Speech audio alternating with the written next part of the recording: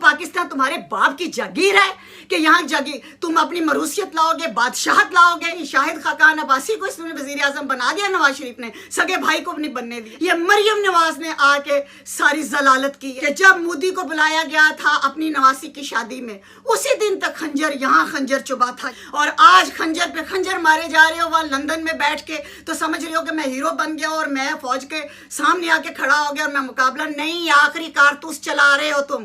السلام علیکم طیبہ ضیاء۔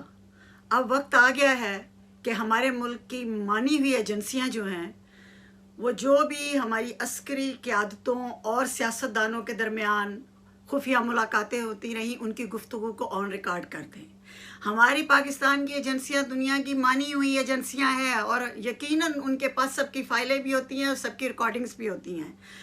اب گند کھلنا شروع ہو گیا ہے سیاستدانوں کی طرف سے بھی، اور آمریت بھی جو اپنا گند چھوڑ گئی ہے۔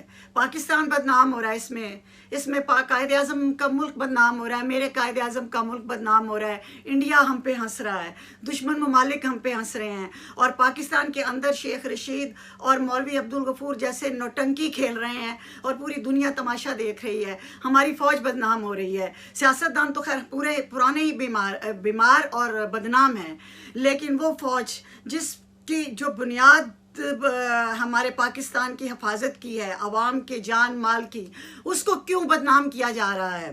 جنرل ایوب خان، وہ عامر جس نے قائد اعظم کی بہن کو ہرایا تھا ایک پالیسی اور ایک پلاننگ کے تحت، ہمیں تو یہ تاریخ پڑھائی گئی، ہم اس کی بات کر رہے ہیں۔ آگے ہماری نسلیں کون سی تاریخ پڑھ رہی ہیں؟ شیخ رشید کی، مولوی عبدالغفور کی، مسلم لیگ نون کی اور ہمارے اسٹیبلشمنٹ کی، یہ اب اگلی ہماری نسلیں تاریخ پڑھیں گی۔ ہم پچھلی تاریخ کی بات کریں کہ وہ ایوب خان جس کا جو ڈیڈی تھا ذوالفقار علی بھٹو کا، اور وہ ضیاء الحق جو ہمارے لیے الطاف حسین لندن والا جس نے ایجاد کیا، اور پھر نواز شریف بھی اس نے ایجاد کیا، اور پھر اس کے بعد سے سلسلہ پرویز مشرف کا۔ پرویز مشرف 10 سال رہا، اور 10 سال اور مجھے کسی کا نہیں علم، مجھے پتہ ہے 10 سال میرا قلم زہر اگلتا رہا آمریت کے خلاف۔ تو لوگ یہ سمجھتے رہے کہ شاید میں مسلم لیگ نون کی سپورٹر ہوں، نہیں، میں پرویز مشرف کے خلاف تھی، زیماویہ کا میں کالم سارے لکھتی تھی۔ تو ہم کنفیوز ہیں، ہمیں سمجھ نہیں آتی کہ ہمیں پارلیمانی نظام چاہیے یا ہمیں ماشاء اللہ چاہیے۔ اللہ اللہ کر کے کسی طریقے سے جان چھٹ گئی اور ہم ہمیشہ کے لیے ماشاء اللہ سے نکل آئے۔ اس کے بعد ہمیں جو بھی فوجی قیادت ملی پرویز مشرف کے بعد، کسی نے ان کو بہت موقع ملے، جنرل کیانی ہے، رحیل شریف ہے، جنرل باجوہ ہے، سب کو موقع ملے کہ وہ آ سکتے تھے، پرویز مشرف بن سکتے تھے، لیکن دروازہ بند کر دیا گیا سیاست کا۔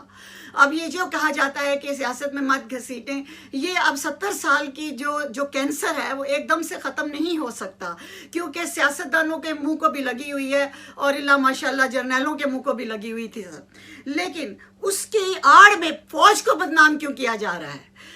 ہمارے پاکستان کی 80% عوام فوج پہ جان دیتی ہے، فوج ان پہ جان دیتی ہے۔ یہ کہہ دیتے ہیں ہم کہ جی فوج سیاست میں نہ آئے، لیکن سیاستدانوں کے پتر فوج میں کیوں نہیں جاتے؟ جائیں نا وہ فوج میں، وہ اپنے پتروں کو بھیجیں۔ انہوں نے ہی سارے یہ بلاول اور مریم جیسے شہزادے اور کروڑوں کی اور لاکھوں کے ان کے جو ملبوسات اور ان کے جوتے اور یہ سونے کا نوالا لینے والے نواب کے پتر مروثیت لے کے ہم پہ جو یہ اترے ہوئے ہیں، کوئی فوج کا ترجمان نہیں، سب اپنی اپنی پارٹیاں اور اپنے آپ کو کیش کرا رہے ہیں، ہر کوئی مضبوط کر رہا ہے۔ پاکستان کی بدنصیبی یہی رہی ہے کہ یہاں کسی نے کبھی اداروں کو اور ملک کو مضبوط کرنے کا نہیں سوچا، یہاں ہر ایک نے اپنی ذات کو مضبوط کرنے کا سوچا ہے۔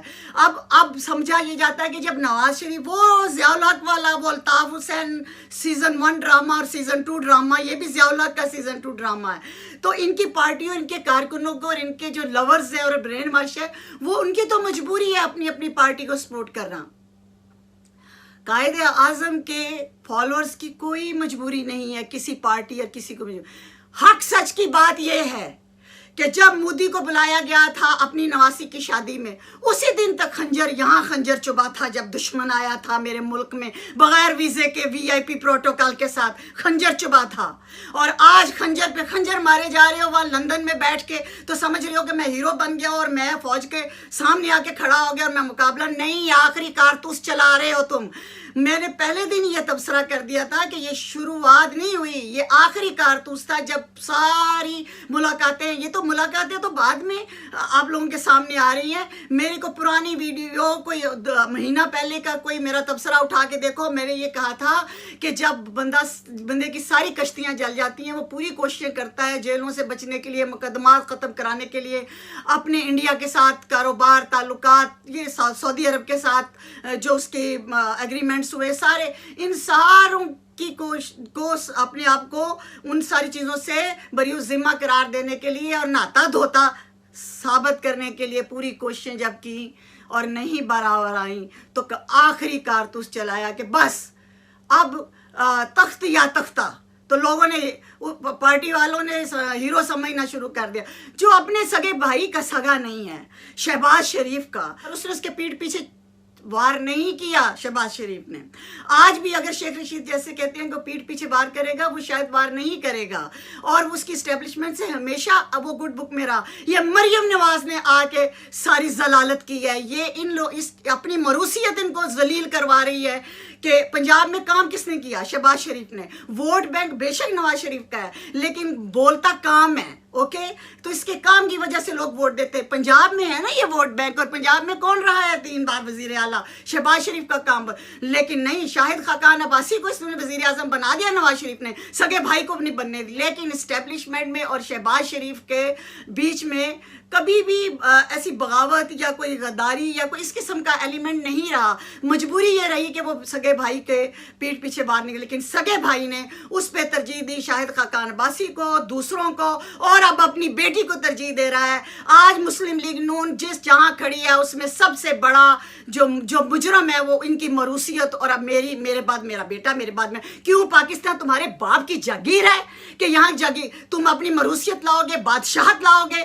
نہیں، اگر یہاں اسٹیبلشمنٹ یا آمریت نہیں چلے گی تو یہاں کسی کی مروثیت اور کسی کی جاگیرداری بھی نہیں چلے گی۔ قائد اعظم کے پاکستان کو خدا کے لیے معاف کر دو، اور میں منت سماجت کرتی ہوں ایک قائد اعظم کی بیٹی ہونے کے ناطے، میں اس باپ کی بیٹی ہونے کے ناطے جس نے جو قائد اعظم کا سپاہی تھا، جس نے یہ ملک بنایا، کہ فوج اب وقت آ گیا ہے۔ اگر تم یہ دعویٰ کرتے ہو جرنیلوں کہ تم سے خفیہ ملاقاتیں کرتے ہیں، سیاستدان ترلے لیتے ہیں، تمہارے ساتھ وہ ملی بھگت کرنا، تو ان کی آڈیو اور ویڈیو سامنے لاؤ، کیونکہ اب تماشا لگ گیا، اب نوٹنکی لگ چکی ہے۔